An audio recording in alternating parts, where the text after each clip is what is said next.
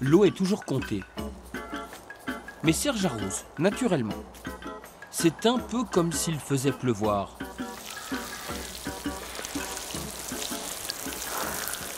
Ça n'est pas l'eau qui tombe du ciel, ça. Ah ben si, c'est l'eau qui tombe du ciel. C'est de l'eau de récupération de pluie que j'ai récupérée dans les mois précédents. Et puis c'est aussi satisfaisant de ne pas utiliser de l'eau potable, de l'eau du réseau, pour des usages qui ne sont pas, eux, alimentaires. Ici, la pluie tombe aussi dans la machine à laver. Oui, l'eau venue du ciel sert aux lessives.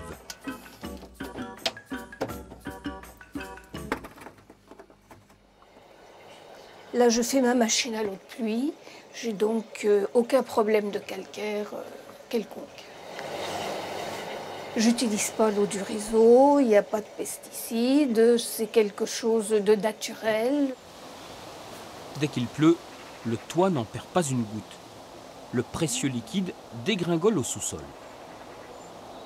Donc là, il y a 1, 2, 3, 4 fois 1000 litres, 4 fois 1000 litres, 4 mètres cubes. Et puis là, on entend bien que c'est vide. Hein. Ça, c'est l'été sec. On voit qu'ici, il y a de l'eau et ici, il n'y en a déjà plus, quoi. C'est vraiment dans cette partie-là qu'on a de l'eau. Il reste combien, là, à peu près? Oh bah là, il reste à peine 1000 litres. Le lave-linge lance le rinçage et la pompe se met en route automatiquement. C'est séduisant mais cher.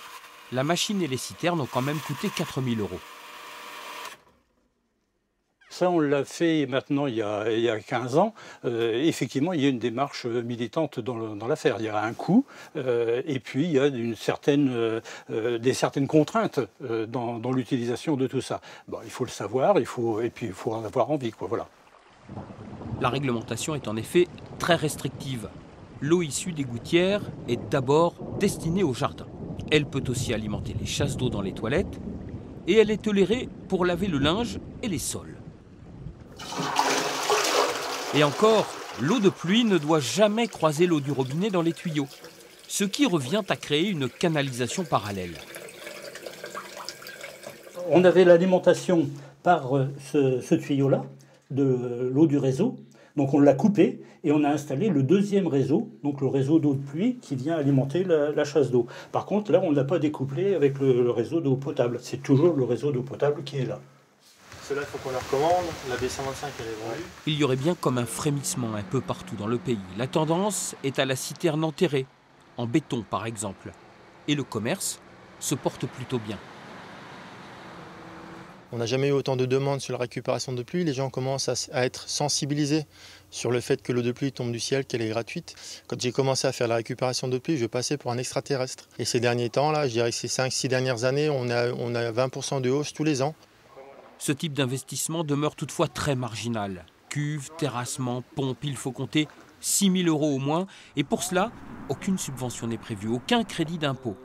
L'agence de l'eau Seine-Normandie peut apporter une petite aide, mais à condition que la mairie s'investisse. La collectivité peut engager une opération groupée en mobilisant les riverains volontaires pour qu'ils puissent s'inscrire dans la démarche. Et dans ce cadre-là, une partie des travaux d'utilisation d'eau pluviale peut être financée par l'agence de l'eau jusqu'à un maximum de 1 000 €. Les étés sans pluie se succèdent. Pour faire face aux longues périodes sèches, ne serait-il pas judicieux d'inciter les particuliers à stocker l'eau ?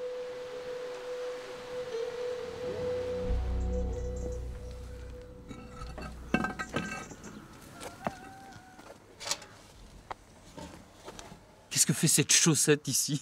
C'est pour récupérer les feuilles surtout, quoi. Les feuilles ou des choses comme ça. C'est le premier filtre avant que ça aille à la citerne. Voilà. Une chaussette, ça sert à tout. Une chaussette, ça sert à tout, exactement. Dans le pays de Bray, le ciel a toujours été des plus généreux. Les prairies sont grasses, les fruitiers opulents. Marie-Odile et Jacques ont pensé qu'il était naturel de vivre avec l'eau de pluie. Nous avons une maison qui fait environ 100 mètres carrés de toiture et la citerne fait 7000 litres. C'est-à-dire qu'à chaque fois qu'il tombe 10 mm d'eau, ça fait 1000 litres d'eau dans la citerne. Elle est rapidement remplie en fait. S'il pleut, s'il pleut. Mais comme cet été, il n'a pas plu pendant 3 mois, dur. Il y a une dizaine d'années, ils ont investi dans un système sophistiqué de filtrage et de purification conçu en Allemagne. Moi, je ne connais pas trop la capacité des films. Chez nous, on utilise l'eau de la citerne pour toute la maison, voilà, y compris pour la boire.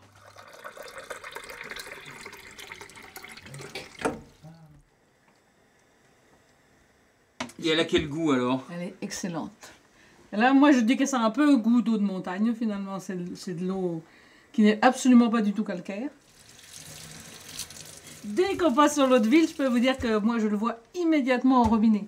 Aux salissures sur l'évier de calcaire, au nage qui est plus dur. Ah ben oui, ça c'est... Moi, je dis, ça y est, on est passé sur l'eau sale. C'est bien légal tout ça? Non, pas du tout. Je ne sais pas si c'est légal ou pas, mais nous l'avons fait comme ça, sans se poser trop cette question-là. C'est vrai qu'il y a des aides pour l'énergie, pour isoler les maisons. On pourrait faire la même chose pour récupérer l'eau de pluie. Ça serait bien que la législation change et puis qu'on incite les gens, on incite très fortement les gens à récupérer l'eau de pluie de leur maison individuelle. L'avantage aussi, c'est qu'on se sent bien plus impliqué dans sa consommation. Moi, je trouve que c'est ça le plus important. C'est que du coup, on fait attention à son eau. L'eau de pluie a quelque chose qui la rend précieuse et désirable. Elle sait se faire attendre.